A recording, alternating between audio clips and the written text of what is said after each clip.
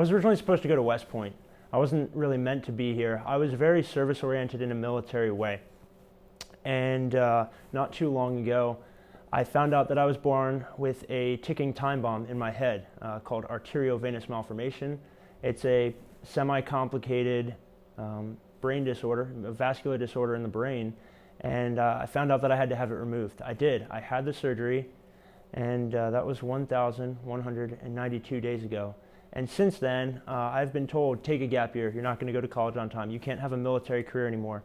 But I ended up here at Cornell for a very important reason. That's to discover that military service is only one form of many forms of service. And service is about people and helping one another out.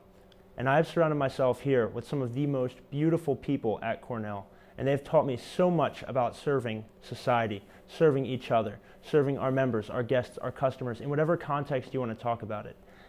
In my freshman year, I was part of a business computing class with a professor who was notorious for being pretty hard on his students. He sets the bar really high. And I operated and behaved and communicated with him on a very militaristic level, because that's really the only thing that I'd known up until that point. And he sat me down. He wasn't even my advisor, but he sat me down and he said, you know, God damn it, I respect what you're trying to do here and the professionalism that you bring to the environment. But you need to learn how to serve your peers and communicate with your peers and your professors in a way that's much softer, because this is not the same style of service. And I realized at that point that I can keep the same level of professionalism that I learned from before and then give it this softer, rounder touch and make such a more significant impact in that way. And what did it feel like when he gave you that advice?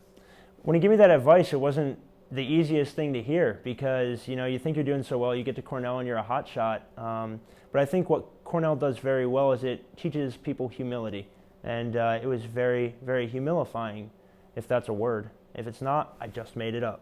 Bang. But it was very humilifying to learn that there's still room to grow.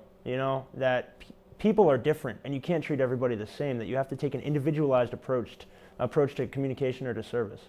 And I think that being here at Cornell has given me the chance to take those 1,192 days and live each of them like they were my last. I didn't take a gap year. I graduated on time and I came here. I'm graduating here a year early. I've lived every day to the fullest, and I hope that everyone else here chooses to do the same.